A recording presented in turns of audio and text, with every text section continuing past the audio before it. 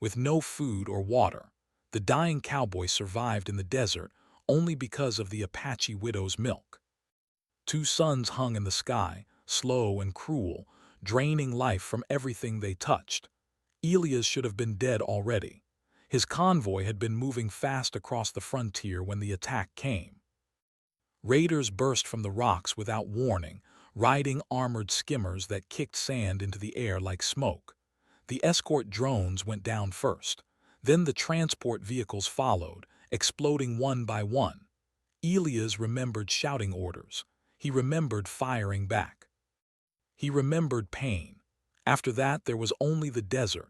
Now he lay alone, miles from shelter, his survival gear destroyed.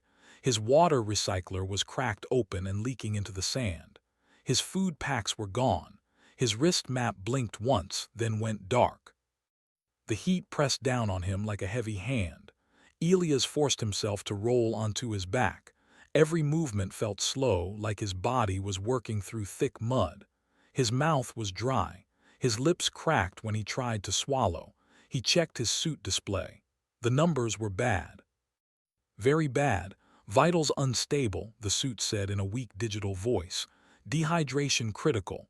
Elias laughed once, short and dry. Yeah, he whispered. I noticed. He had been a cowboy once back on Earth. Not the storybook kind, but the real kind. Long days, hard work, and no room for mistakes. When the colonies opened, he signed up. New worlds needed scouts, men who could ride, track, and survive. But this world was different. Adjective adjective was older than Earth cities and harsher than any desert he had known. The native people, descendants of Apache settlers mixed with off-world biology, had learned to live here over centuries. Humans like Elias were still guests, guests who often died. The suns climbed higher. Elias tried to crawl toward a line of rocks in the distance. Maybe there was shade, maybe not. After 3 pulls with his arms, he collapsed again.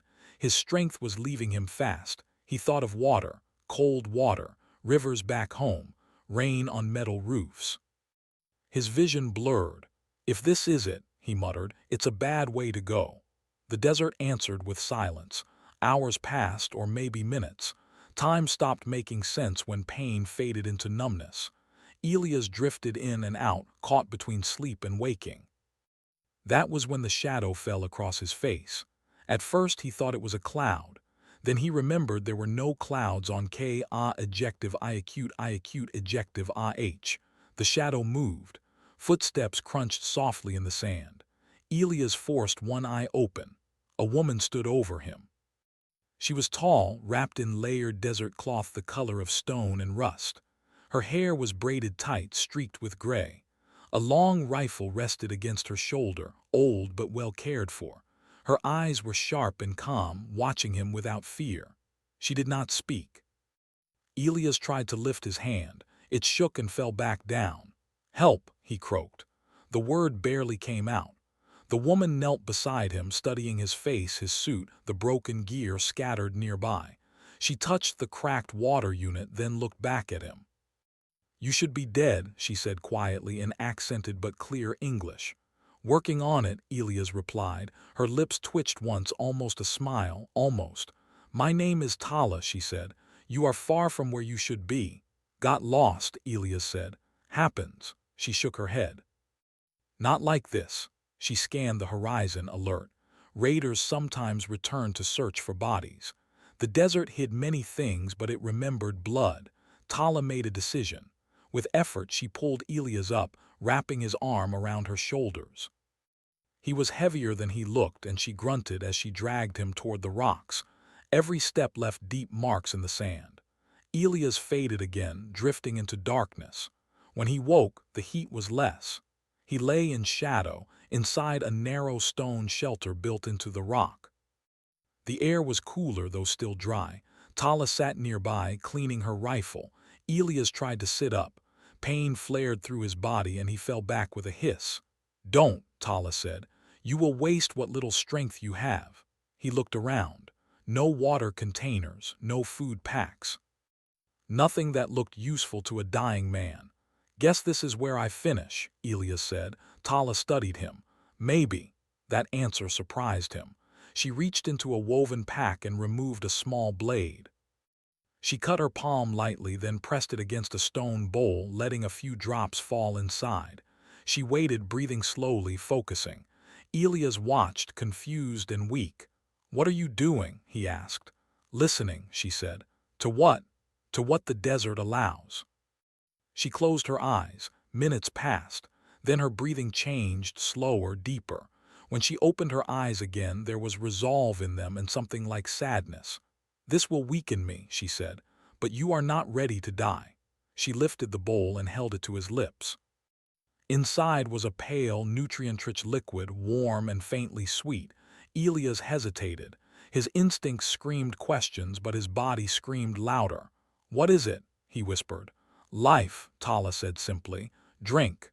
He took a small sip.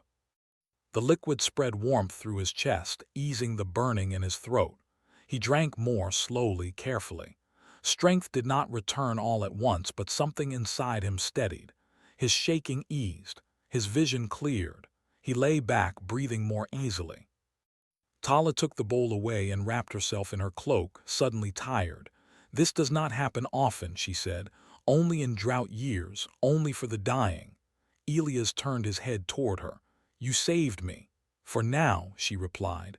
"The desert still decides." Outside, the suns began to set, painting the rocks in deep red and gold. Elias closed his eyes, alive when he should not have been. And somewhere beyond the shelter, the desert watched, silent, ancient, and remembering. Elias woke slowly. The pain in his muscles and bones reminded him that he was still alive, but barely. His head throbbed. Sunlight filtered weakly through the shelter's entrance, painting lines across the stone floor. For the first time since the attack, he realized he could move without collapsing immediately. He tried to sit up, but a sharp pang of weakness forced him back down. Tala was nearby, repairing some small device that glimmered with faint energy. The faint hum reminded him of technology he could no longer use. Everything in his convoy had been destroyed except what she had brought with her. "Sit still," Tala said, not looking up. Her voice was calm, but there was an edge to it. "You have not fully regained strength. Every movement costs more than you think." Elias swallowed dryly, nodding. He looked at her, really looked, and saw the lines of experience etched into her face. This was someone who had survived things humans like him could not even imagine. She was quiet but not weak, strong, almost unshakable. Why help me?" Elias asked. His throat cracked as he tried to speak. "I'm a stranger, a human, you don't even know me." Tala paused and glanced at him. Her eyes were steady, almost piercing. "Because the desert doesn't care who dies," she said, "but I do. Not everyone has the will to help, and not everyone has the knowledge. I do. You are dying, and I cannot let that happen when I can help." Elias stared at her. He had expected everything but honesty. Even in the roughest places on Earth, he had never met anyone like Tala, someone who acted without reward, without expectation. Just instinct. Humanity in its purest form. He shifted slightly, trying to push himself to his knees. "I don't know what to say." "You don't need to say anything," Tala said, motioning toward a small stone basin near the wall. "Drink when you are ready, small sips. You must regain energy slowly." He looked at the liquid she had given him the night before. It glowed faintly in the low sunlight, warm and comforting. He took a cautious sip, then another. His body felt a bit lighter, as if something inside him was waking up after a long sleep. The desert outside was quiet, almost too quiet. No wind, no movement. It pressed against the shelter with its heat, as if watching them both. Elias could feel it even here, inside the stone walls. "I need water," he said. "I can't last long without it." Tala shook her head. "No water, not real water. The desert has none. You must survive on what I can give you and your own body's reserves." She held up a small device that looked like a thin metal tablet. "I can filter some moisture from the air. Not much. Enough to keep you alive for now." Elias frowned. just enough to survive. Survive, she confirmed. Then we move. He swallowed again. The thought of movement terrified him. He could barely lift his own weight, but there was no choice. The desert would not wait. The raiders could return. Predators, natural hazards, or simply exposure could kill him at any moment. Tala noticed the hesitation. "You must understand," she said softly, "this is dangerous, more dangerous than you have ever known, but you are alive. You are here. That is proof you have the strength to continue." He looked at her, trying to find some hidden meaning, but there was none. No lesson, no trick, only the truth. If he wanted to live, he had to try. Hours passed. Tala taught him small things: how to conserve energy, how to move slowly without wasting strength, how to read the desert's shadows for signs of danger. Elias listened, absorbing everything he could, though his body screamed in protest. By mid-afternoon, he could sit upright without collapsing, though standing was still impossible. He watched Tala as she prepared a small meal for herself. Nothing fancy, just dried protein tablets and a few extracted nutrients. She offered some to him.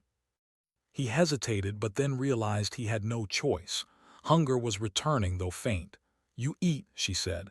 "You need strength. The desert will test you again." Elias obeyed. The first bite was hard. His mouth was dry and swallowing required effort. But after a few minutes, he felt a spark of energy he hadn't felt in days. It was weak, but enough to remind him he was still alive. "Why do you risk so much?" he asked again, curiosity stronger than exhaustion. "Your people, your world. I'm sure outsiders aren't welcome." Tala didn't answer immediately. She looked outside the shelter, watching the horizon where the desert seemed endless. Then she spoke. "Our people have survived here for centuries," she said. "We learned the ways of the desert. We learned how to live when it wants you dead. And sometimes we are forced to help others, humans, offworlders, whoever. Life is fragile. You cannot survive alone. Knowledge and mercy are as valuable as weapons here."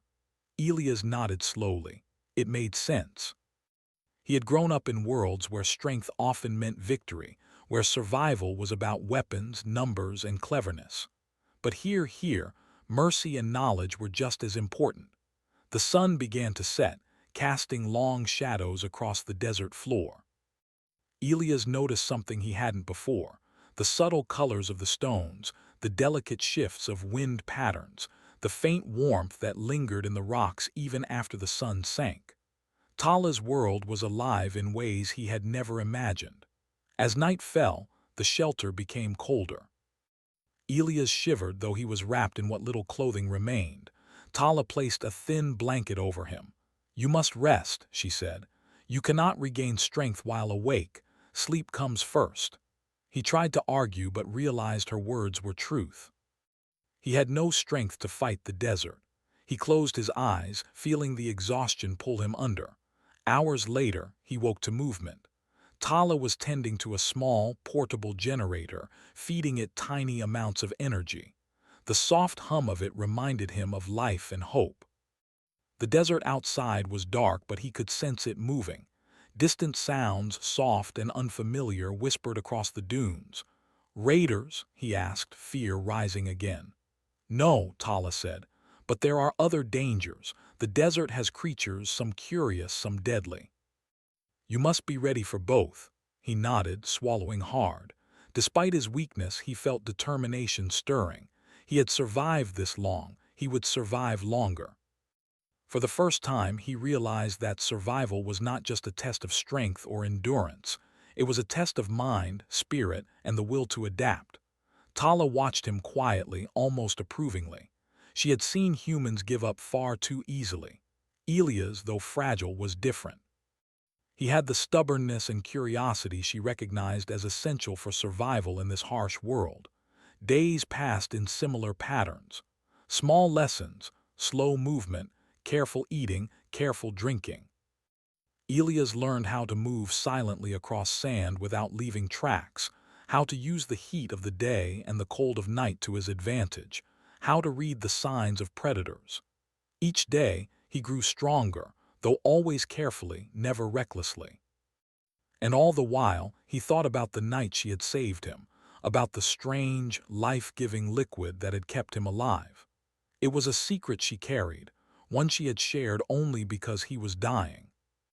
And in some way that trust bound them, human and desert guardian, together in ways he did not yet understand.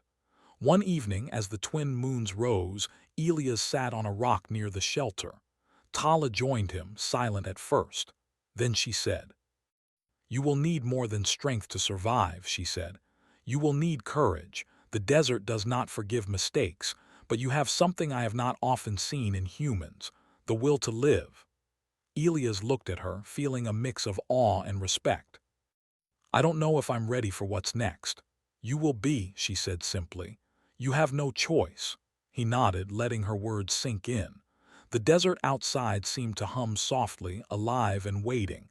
Danger was coming, he could feel it, but for the first time in days he felt ready. Tomorrow they would leave the shelter. Tomorrow he would take his first real steps toward survival. He would face the desert, the raiders, and the unknown, but he would do it not just as a man, but as a survivor. And Tala would be there, guiding him. For the first time, Elias understood something fundamental. Survival was not just about enduring pain or hunger. It was about learning, adapting, and trusting the unexpected kindness of others. The desert had shown him mercy once. Tomorrow he would return the favor by living. The next morning, Elias woke before the sun touched the horizon. His body ached in ways he had never imagined, but he felt stronger. Not fully recovered, but enough to attempt something he hadn't in days: standing. Tala had already risen. She moved with quiet precision, preparing a small pack of essentials: filtered water, a few nutrient tablets, and her rifle. The shelter was silent except for the low hum of the solar still she had set up the night before. Its tiny, steady whir reminded Elias that life could exist even in the harshest conditions, if one knew how to survive. "You're ready," Tala said without looking up. "I think so," Elias admitted, testing his legs. They trembled but held.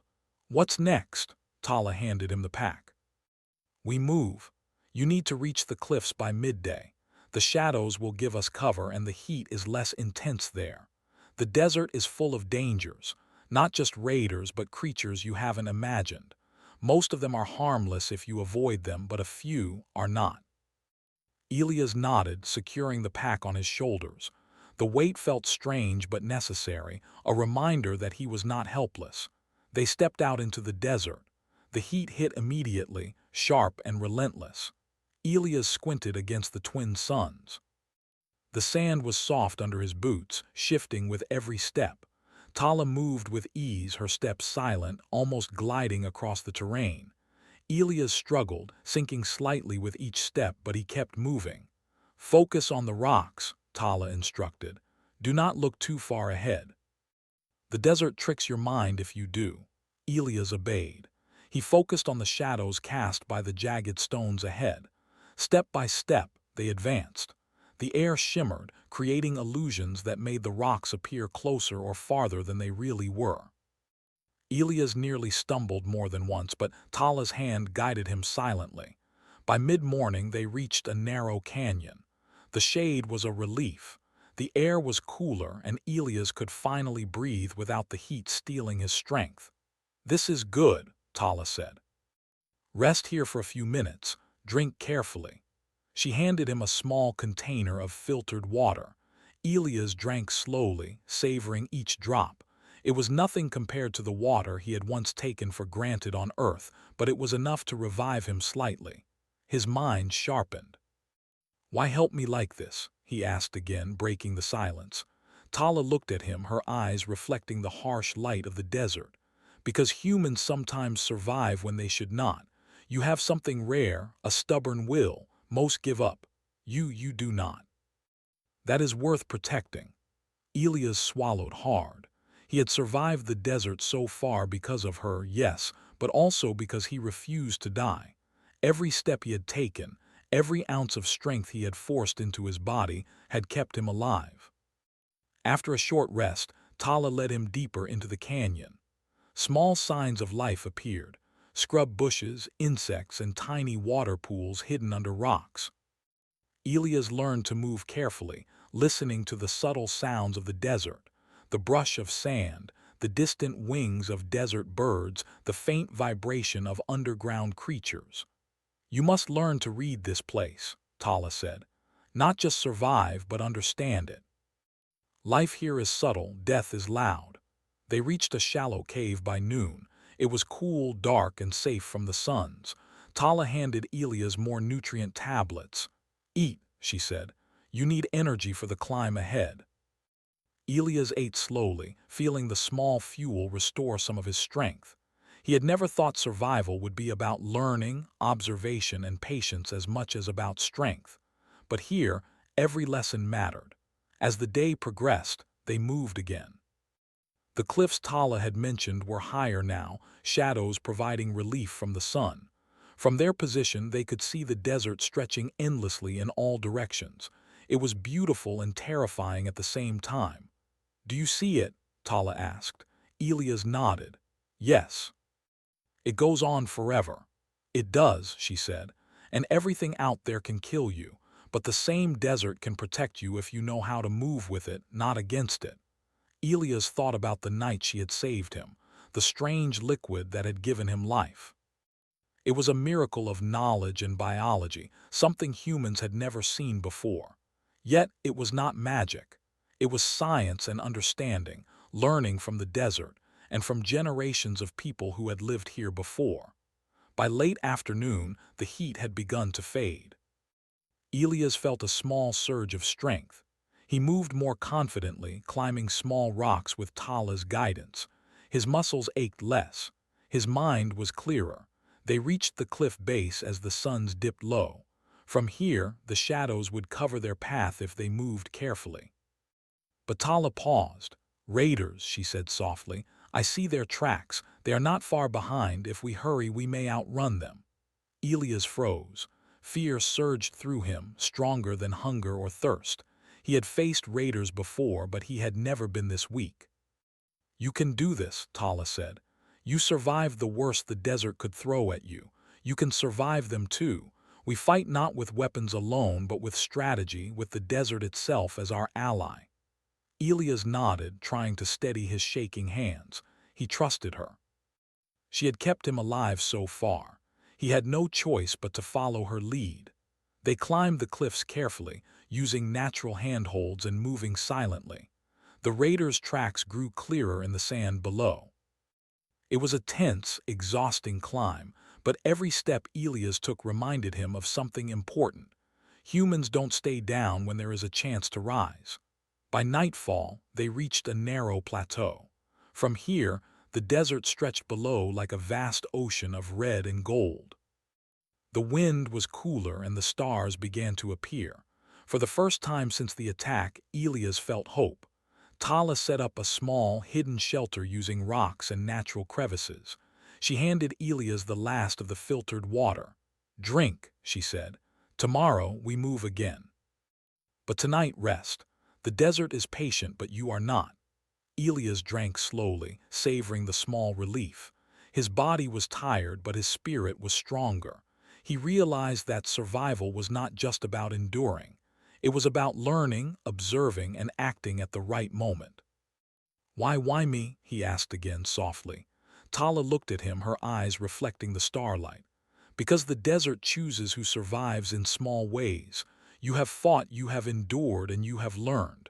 That is why, not luck, not fate, effort, will, humanity." Elias thought about all he had endured. The attack, the burning sun, the long hours without water or food. Every trial had tested him. And yet here he was, alive. Stronger, if only slightly, but alive. He realized something important. Humans were not the strongest species in the galaxy, not the fastest or most powerful.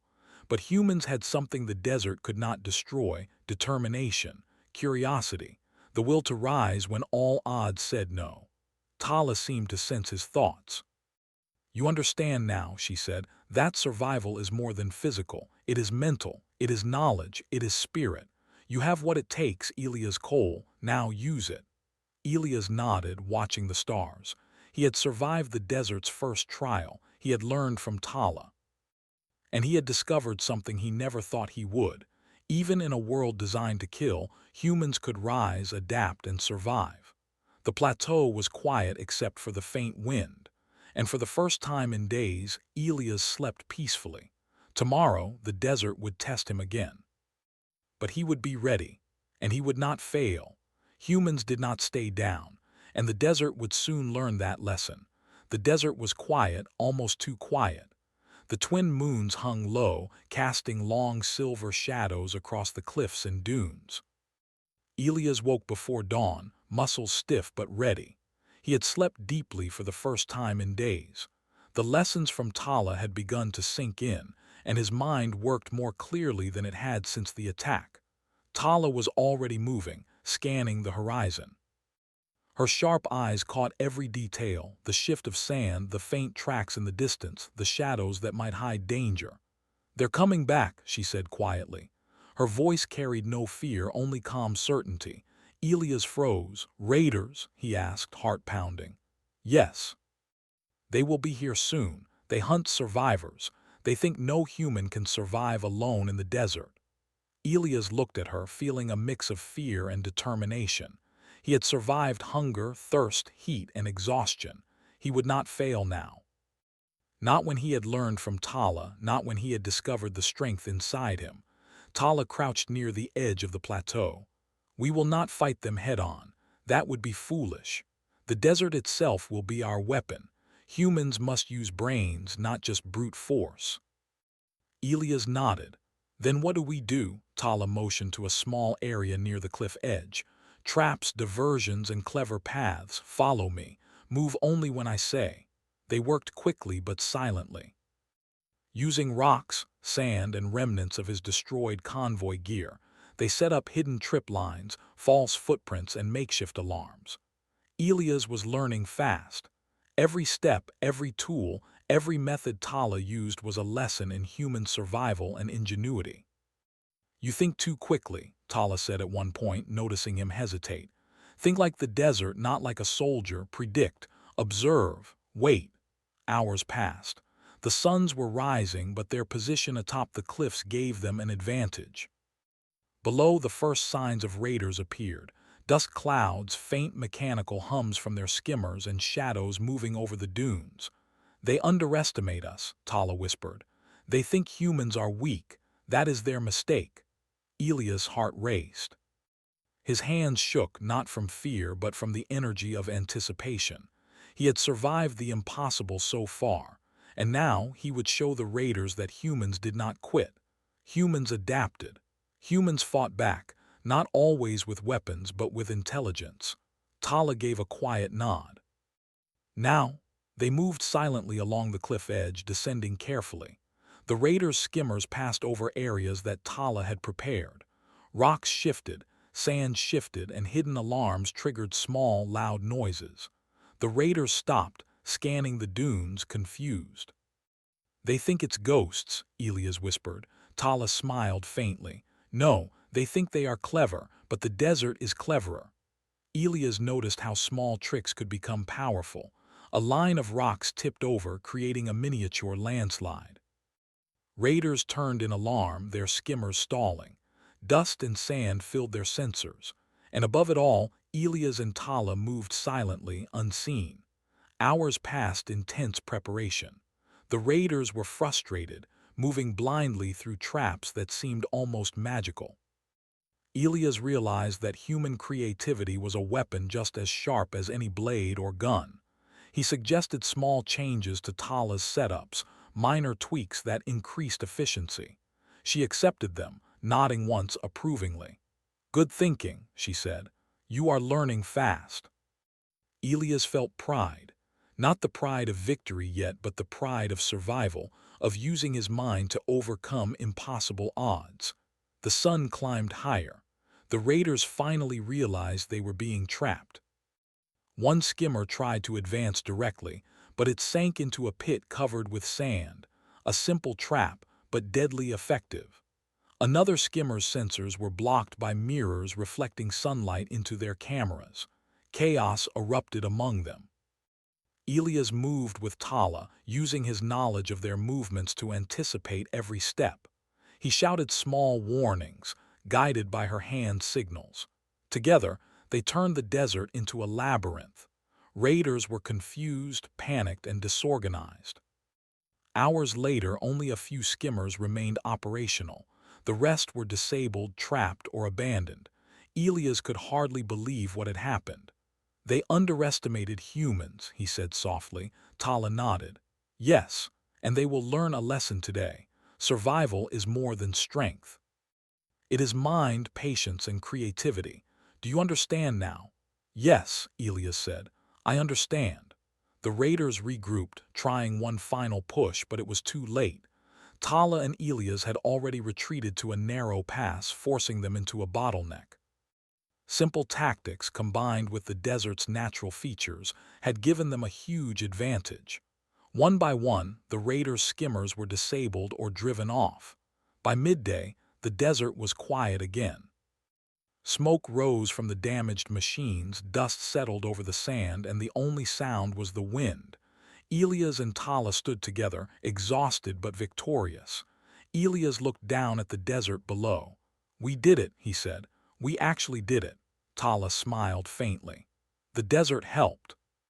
And your human will, your creativity, your refusal to quit, that is what made the difference. Humans do not stay down." Elias felt a new understanding settle over him. He had survived hunger, thirst, heat, and exhaustion. He had survived raiders who were better armed and faster. He had survived because of determination, intelligence, and the guidance of someone who knew the desert intimately. This is different," he said. "Back home, people survive through strength, guns, or luck. Here it's different. You survive because you think, you adapt, you use everything around you." Tala nodded. "Exactly. Humans have something special. You have the ability to innovate, to solve problems, to adapt. That is why you survived. That is why you will survive again." Elias looked at her, a sense of awe in his eyes. He realized that survival was not just about enduring pain or hunger. It was about using the mind, learning from every mistake, and refusing to give up. The sun was high now, and the desert seemed to stretch endlessly in all directions. Yet Elias felt no fear. He had learned the desert's lessons. He had faced impossible odds and survived. And he knew one truth clearly: humans did not stay down. Tala motioned for him to move. "We cannot linger. The desert may forgive you once, but it does not forget. We continue, always forward." Elias nodded, his heart steady. The plateau was behind them. Ahead lay more desert, more danger, and more unknown challenges. But he was ready. As they moved, he thought about the journey so far. He had been dying in the desert. He had been saved by knowledge, by kindness, and by a woman who understood the land in ways he could never before imagine. He had learned lessons about patience, intelligence, and determination. And he had proven, not just to himself, but to the desert, that humans could rise when all odds said no. The raiders were defeated for now, but Elias knew that survival would require more than victory. It would require constant vigilance, constant learning, and constant adaptation. The desert was alive, and it had many more tests in store, but Elias was ready, because humans did not stay down, and the desert would remember that lesson. The desert was quiet. The twin moons hung low over the cliffs, casting silver shadows that stretched across the sand. Elias Cole moved carefully, his steps deliberate and steady. His body was tired, but his mind was sharp, and for the first time in weeks, he felt a sense of control. Tala walked beside him, scanning the horizon, her eyes always alert. They had survived hunger, thirst, heat, exhaustion, and raiders. Now the desert offered them something rare, a path forward. Elias looked at her. "We've survived so much," he said quietly. "But what now?" Tala didn't answer immediately. She pointed toward a distant ridge where the sun was beginning to rise. The red-orange light touched the sand in waves, revealing a network of hidden canyons and plateaus. "Now," she said, "we finish the journey." You must reach the settlement on the far side of the desert. It is far, but you can make it. You have learned enough to survive alone, but it is safer together." Elias nodded. The thought of leaving her side was difficult, but he understood the lesson she had taught him. Survival was about knowledge, courage, and adaptability. He had learned from the best. The journey ahead was grueling. The desert showed no mercy. Soft dunes swallowed his boots with every step. Sharp rocks tore at his clothes and skin. The sun climbed high, burning his back, stealing strength from his body. Yet Elias pressed on. Every lesson Tala had taught him guided his movements. He observed the shadows, the wind, the subtle signs of water and life. He adapted. He used the rocks for shade, the canyon walls for navigation, and the faint traces of past travelers to choose the safest path. By midday, exhaustion had set in. The heat of the twin suns was relentless. Elias' throat burned and every muscle in his body ached, but he refused to stop. He remembered the raiders, the odds stacked against him, and the small miracles that had kept him alive. Tala's guidance, her knowledge, her quiet strength. "You're slowing," Tala said gently, placing a hand on his shoulder. "Rest. Even a short break will help."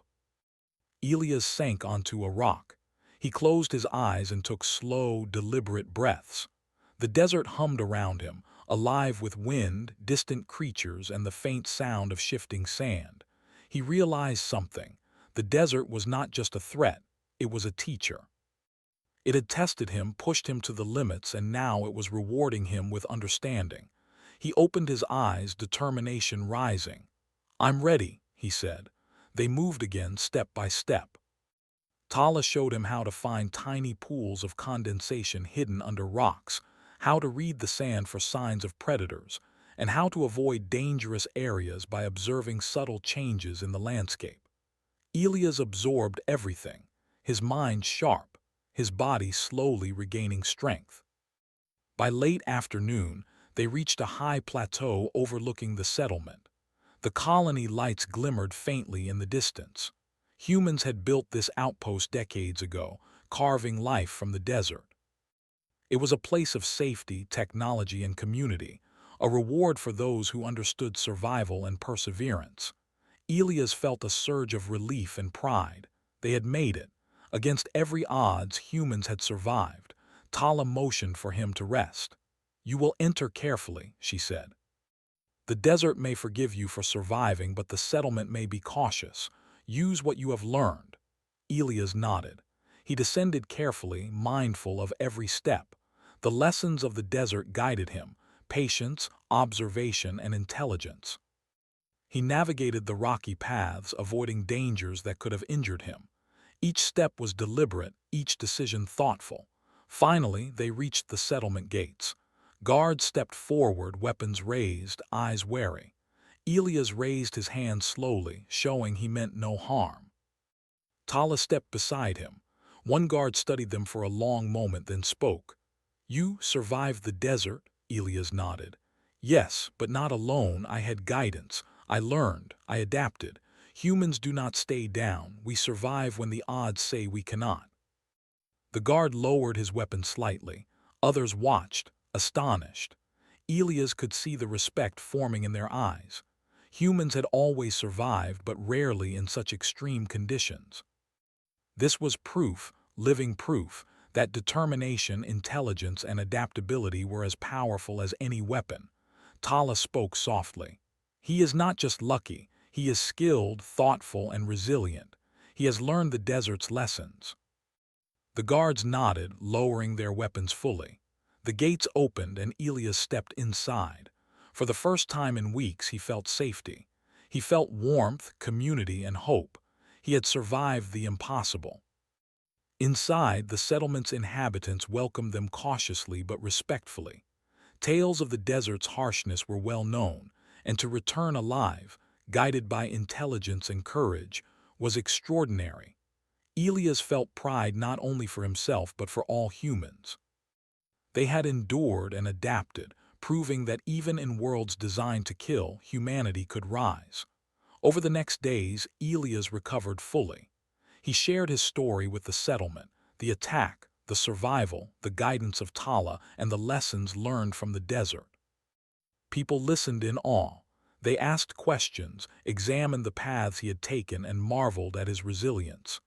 Elias realized something important. Humans were not the strongest, not the fastest, and not the most advanced. But humans had a unique gift, the ability to endure, to learn, to innovate, and to rise when everything said they could not. Tala watched quietly as Elias spoke. She had taught him, yes, but he had truly absorbed the lessons. His spirit, his mind, and his determination had turned him into more than a survivor. He was a symbol of human potential. One evening, as the sun set and the desert glowed red in the distance, Elias stood on the settlement's edge, looking back at the cliffs and dunes he had crossed. The desert had been merciless, unyielding, and harsh, yet it had also taught him. It had shown him that survival was not just about endurance but about intelligence, patience, and courage. Tala joined him, silent for a moment. Then she said, "The desert remembers Elias. It will remember how you survived, how you adapted, and how you rose when you should have fallen. That is the story it will tell to those who come after you." Elias nodded, understanding fully. The desert had tested him and he had passed, but it was more than a personal victory. It was a statement about humanity itself. Humans did not stay down. Humans adapted, survived, and rose. He turned back to the settlement where warmth, food, water, and community awaited. He had been saved by knowledge and mercy, guided by someone wiser and stronger. And now he could repay the desert's lessons by sharing his story, teaching others, and proving that humanity's greatest strength was not in machines, weapons, or luck. It was in the mind, the heart, and the will to survive. The desert would always be harsh. It would always test those who entered its sands. But humans had learned, humans had endured, and humans had triumphed. Elias smiled, feeling a deep sense of fulfillment. He had survived the impossible.